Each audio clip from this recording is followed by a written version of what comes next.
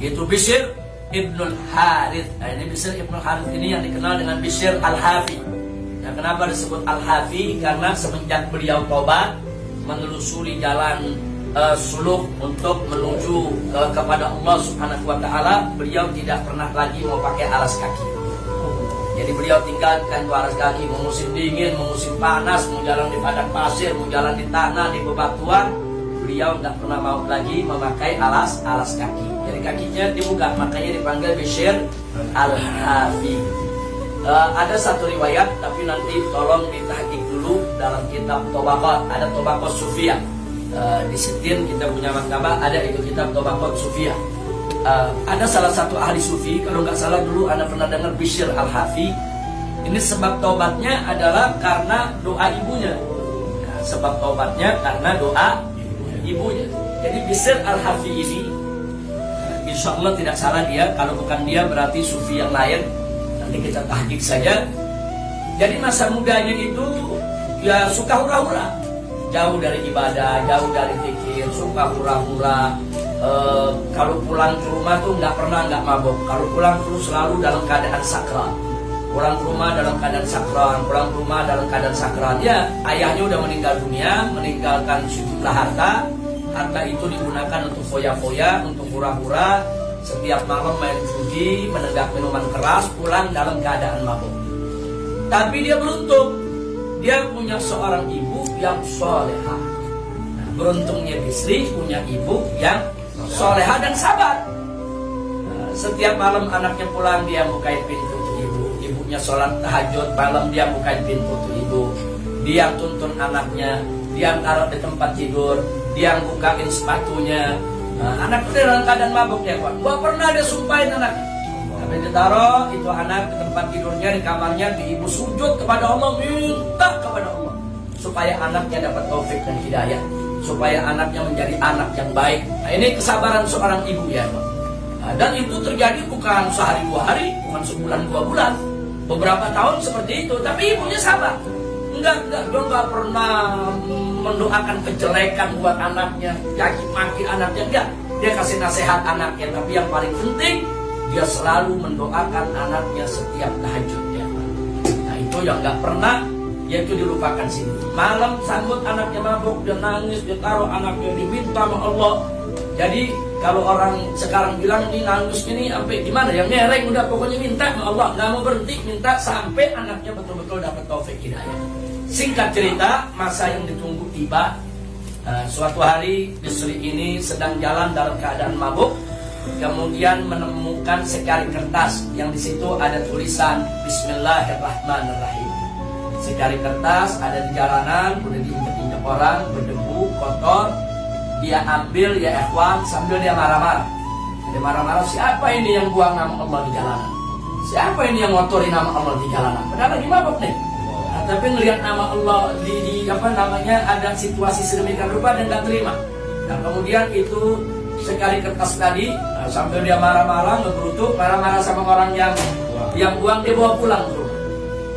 Begitu pulang, dia ngomong sama ibunya, dia marah-marah, ibunya lagi dengerin, dia lagi marah-marah. Kenapa ya Pak? Ibunya lagi liatin apa yang dikerjain. Nah, dia ambil kotak, saudara, dia bersihin itu kertas, kemudian diberikan wewangian, ditaruh di dalam kotak tadi. Itu ibu begitu melihat, tumben, gak pernah dia begini ya Pak. Gak pernah anaknya, biasanya pulang mabuk, ngomongnya ngawur kemana-mana.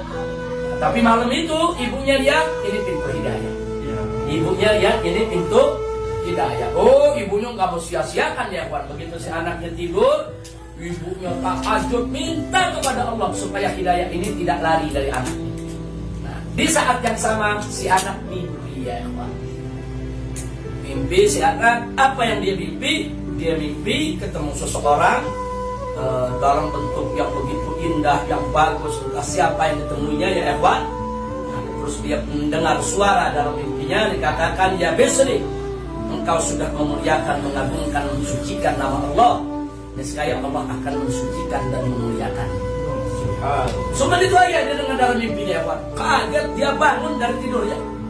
Dia bangun dari tidurnya, dia nangis. Ibunya dengar anaknya nangis. Apa yang dia nangis? Ya Allah, Ini Bisri ya Allah, Bisri yang gak pernah ingat Engkau, Bisri yang gak pernah taat kepada Engkau, Bisri yang gak pernah sujud kepada Engkau, Bisri yang selalu khianat durhaka kepada Engkau ya Allah. Bisri baru melakukan hal yang sepele, cuman membersihkan Kau punya nama, lalu Engkau ingin mensucikan aku, membersihkan aku dari dosa, memuliakan aku. Nangis Bisri itu malam juga ya Allah.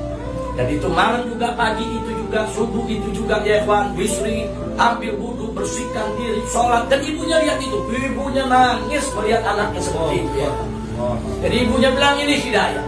Terus ibunya berdoa, jangan sampai hidayah ini hilang dari anaknya. Selesai beliau sholat, zikir sampai pagi, saudara. Kemudian apa yang terjadi? Dia temui ibunya, dia ciumi ibunya, dia cium tangan ibunya, saudara, dia cium kaki ibunya, dia minta maaf kepada ibunya. Setelah semua itu, akhirnya ibunya juga nangis, senang lihat anaknya ya kawan. Walaupun perubahannya baru hari itu, baru pagi itu, tapi ada yang mengagetkan si ibu. Nah, si anak bilang, wahai ibu, sudah cukup aku berbuat kemaksiatan selama ini, maka mulai hari ini izinkan aku untuk pergi menimba ilmu agar aku lebih tahu siapa Allah sebagai Tuhanku. Hari itu juga dia minta izin sama ibunya untuk dia berangkat keluar daripada negerinya ya kawan, untuk mencari guru-guru untuk belajar. Ibunya izinkan, enggak, ibunya dapat berat-berat, kapan lagi ini anaknya? Mumpung ini anak bersadar, dapat taufik, dapat hidayah, dia lepas sama si ibu. Dan mulai hari itu istri juga nggak pernah lagi memakai dia punya sendalnya, alas kakinya, untuk menebus dia punya dosa ya kawan.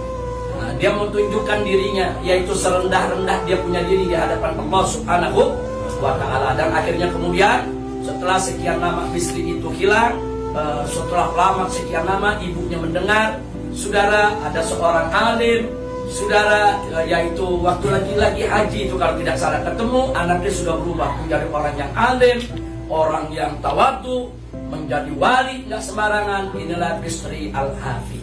Nah itu setahu saya itu Bisri Al-Hafi. Tapi kalau itu bukan Bisri Al-Hafi, coba cari lagi di Tabaqat As-Sufiyah. Nah, hikmah apa yang kita ambil dari peristiwa barusan ya kawan? Betapa pentingnya doa seorang ibu. Nah, makanya kita nasihatin istri-istri kita di rumah, kalau dia lagi marah-marah kepada anaknya, ingetin, marah boleh, tapi jangan nyumpahin anak.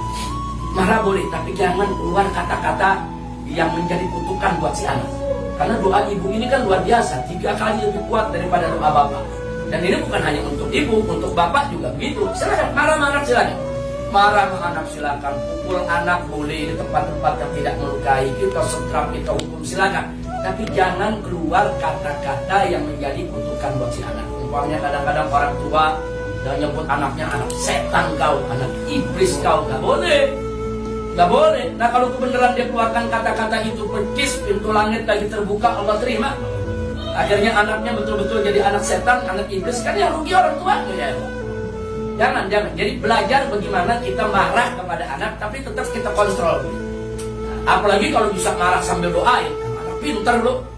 Kadang-kadang kan begitu kesel, tapi emang anak pinter lo. Walaupun maksudnya bukan pinter, lagi kesel, tapi dia bisa kontrol. Dia punya apa? Dia punya kata-kata tuh dia bisa kontrol. Penting, hati-hati. Hati-hati kata-kata yang keluar dari mulut seorang ibu, seorang ayah kepada anaknya ya ikhwan, itu mustajab. Jadi jangan sembarangan, sejelek apapun kita punya anak, sejahat apapun kita punya anak, seburuk apapun perilakunya kita punya anak, dia nggak mau sholat, dia mabuk, dia bunyi, kita marah. Tapi ingat, walau bagaimanapun juga itu anak kita. Itu anak kita, ku anfusakum wa ahlikum nar. Jadi bukan seorang tua yang bijak, begitu anaknya berbuat maksiat, diusir, nggak mau kenal lagi sama anaknya. Bukan. Itu bukan penyelesaian usir anak. Begitu anaknya berbuat maksiat, orang tuanya udah putusin, dia bukan anak saya lagi, saya nggak mau tahu tentang dia. Akhirnya anaknya semakin rusak di luar. Nggak boleh. Sejelek apapun itu si anak, sebejat apapun itu si anak, sedosa apapun yang dia lakukan, dia tetap